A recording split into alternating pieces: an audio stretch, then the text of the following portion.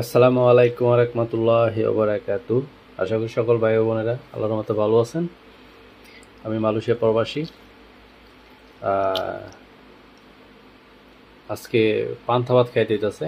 প্রায় আমার পান্তা ভাত খাওয়া পরে ভাগ্য এমনই, আমার টাকাটা মানুষে পোলাও ভাত খায়, তারপরে গোস মাছ খায়, ভালোভাবে সময় কাটায়। আর আমি রাতের সাড়ে দশটা পর্যন্ত আমার ডিউটি ছিল। বাসায় ফিরে আমি কাঁচামরিচ আর পান্তা ভাত খাই। আসলে আমি বলি যে প্রবাসী মানে যে জেলখানা তো ভালো, মনে হয় পান্তা ভাত খাইতে হয় না, অন্য কিছু খাওয়াই। রাতে 10:30টার সময় পান্তা ভাত খাইতে হইব, সকালবেলা আবার কাজে যাইতে হইব, আর পাক করা হয়েছে না, খুব ক্লান্ত। তো আমার কথাগুলো হয়তো সবাই শোনে, আমি কিন্তু কথাগুলো ভাইরাল হওয়ার জন্য বলি না, বা আমার কথাগুলো কিন্তু আমি বড় কিছু হওয়ার জন্য বলি না। আমি কথাগুলো বলি যেসব বাবা মারা টাকা পয়সা প্রতিনিয়ত নেন সন্তানদের কাছ থেকে, এই পরিশ্রমের টাকা পয়সা ভালো মন্দ খান, ভালোভাবে চলেন, দিন শেষে যখন ঘুমায় যান তখন ঘুমাবার আগে একটাবার ভাববেন যে আপনার সন্তানেরা কি করে, প্রবাস কি করে ওরা। আপনারা যে ভালো মন্দ খাইতেছেন আর প্রতিনিয়ত যেন ওদেরকে একটা ভাস দিতেছেন, প্রবাসী ভাইদেরকে, প্রবাসী বোনদেরকে যে একটা ভাস দিতেছেন, আপনারা কি বুঝতে পারতেছেন যে তারা কতটা কষ্ট আর কতটা পরিশ্রম আর কতটা ধৈর্যের পরে যে প্রবাস থেকে টাকা আপনাদের কাছে পাঠা। আপনাদেরকে যখন লক্ষ লক্ষ টাকা দেয়, প্রিয় সন্তান হয়ে যায় এই প্রবাসীটা। আর যেদিন থেকে কোনো কারণে টাকা পয়সা দিতে পারে না, সবার চেয়ে বাজে এবং কি সবচেয়ে খারাপ জালেম বলেন, কাফের বলেন, ওই ভাষাগুলো ব্যবহার করেন যে ও খাওয়ায় না, ও দেয় না, ও পালে না, এই কথাগুলো বলেন। আসলে সকল বাবা মাদেরকে বলি যে বাবা মার সন্তানেরা বিদেশ থাকে তাদের সাথে একটু নম্র ভদ্র সুন্দরভাবে কথা বলাটা শিখেন। সকল বাবা মা অবশ্যই জানি ভালো না, আবার সকল বাবা মাও কিন্তু খারাপ না।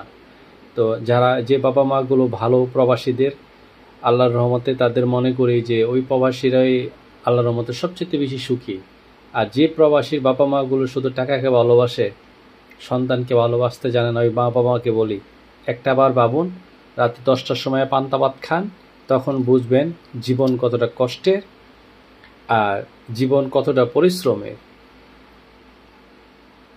তো ভালো থাকবেন সবাই, আমার কথাগুলো শুনবেন আর আমার চ্যানেলটা সাবস্ক্রাইব করবেন। আপনাদের কাছে আমার একটা অনুরোধ আর রিকোয়েস্ট। আর বাবা মারা বারবার বলি, জন্ম দেওয়া যে যথাযথতা, কিন্তু কর্ম ভালো দেওয়া যায় না। কিন্তু কর্ম যদি দিতে পারে না, নাই পারেন, কিন্তু সন্তানের সাথে ভালো ব্যবহার করাটা শিখেন, ভবিষ্যতে কাজে লাগবো। ভবিষ্যতে যখন বুড়া হইবেন, হাতে লাঠি নিবেন, তখন সন্তানের একটা চিন্তা করব যে আমার বাবা মা আমার কিছু দিতে পারে না, ভালো একটা ব্যবহার তো দিতে পারছে, ভালোভাবে তো আমার সাথে কথা বলছে, এটাই তো অনেক কিছু। আর খাওয়ার বেলা খাইবেন পাশের, আর বলার বেলা বলবেন যাতা, এটা কইরেন না, সন্তান কষ্ট পায়। শুধু যে বাবা মায় ওই যে ওয়াজে বলে, ওয়াজ মাহফিলে বলে, বড় বড় হুজুর মুক্তা মৌলানা ওরা বলে যে বাবা মার পায়ের নিচে সন্তানের বেহেশত, কথা সত্য। সকল বাবা মার পায়ের নিচে কিন্তু সন্তানের বেহেশত না। হ্যাঁ, অনেকে বলে মা খান কি, বাবা বাইনচুত, করবেন কি, কিছু করার নাই। কিছু করার নাই ঠিক আছে, আবার কিছু করারও আছে। হয়তো ভালো হও, আর না হইলে যে বাবা মাগুলো ভালো না হয় ওই বাবা মার পাস কিন্তু সন্তানের ছাইরা দেয়। যে বাবা মার কাছে ভালো কিছু আশা করা যায় না, ভালো কিছু পাওয়া যায় না, ওই বাবা মার প্রয়োজন নাই। এ বাতরা হাতি নিয়ে বলতাছি, অনেক কষ্ট করি, এটা আমার দানা পানি, এটা আমি খামু।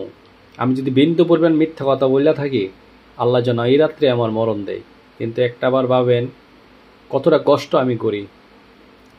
আমি প্রত্যেক মাসে 120 ঘন্টা 30 ঘন্টা ওভার টাইম করি, প্রতিদিন 30 দিন আমি প্রতিনিয়ত কাজ করি, আমার কোনো ছুটি নাই।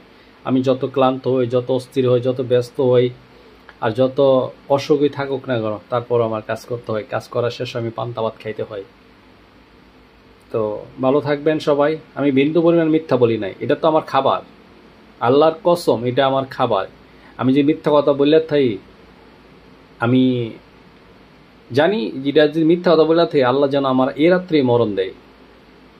তো অনেক কষ্ট করি আমি, আর অনেক পরিশ্রম হয় আমার, তারপর আমার সুখ নাই। আর আমার জন্য দোয়া করবেন, আমি সুখে থাকি আর না থাকি, যতটাই কষ্ট করি, আমি প্রতিনিয়ত কাঁদি, আমার চোখের পানি আমার বালিশ ভিজে, কিন্তু আমি কারো বলতেও পারি না, কারো কাছে বলাও যায় না। আমি আমার মিডিয়ার সকল ভাইদের কাছে বলতে চাই, প্রবাসীদেরকে নিয়ে সবাই কথা বলবেন। প্রবাসী হলো একটা রত্ন, হীরার টুকরো। যেদিনই প্রবাসী থাকবে না, ওই দিন প্রত্যেকটা মানুষ বুঝতে পারবে যে প্রবাসীরা যে কী ছিল। তবে আমার জন্য দোয়া করেন আর না করেন, আমার একটা ছোট্ট একটা সন্তান আছে, 8 মাসের বয়স। আমার সন্তানটার জন্য দোয়া করবেন, আর আমার ওয়াইফের জন্য যেন 5 ওয়াক্ত নামাজ পড়তে পারে, পর্দা করতে পারে, সঠিকভাবে চলতে পারে। আমার কাছে জীবনের সবচেয়ে বড় পায় 2টা জিনিস, আমার সন্তান আর আমার ওয়াইফ। আর ফ্যামিলির কাছ থেকে তো যা পাওয়ার পাইছি, এটা তো আর বলার কোনো ভাষা নাই। তো বাকি দিনগুলো যেন আমার ফ্যামিলি নিয়ে, আমার সন্তান নিয়ে যেন আমি থাকতে পারি, আল্লাহ তাআলা যেন ভালো রাখে। ভালো থাকবেন সকল প্রবাসী ভাই বোনেরা, সকল স্তরের মানুষেরা। আসসালামু আলাইকুম ওয়া রাহমাতুল্লাহি ওয়া বারাকাতুহু।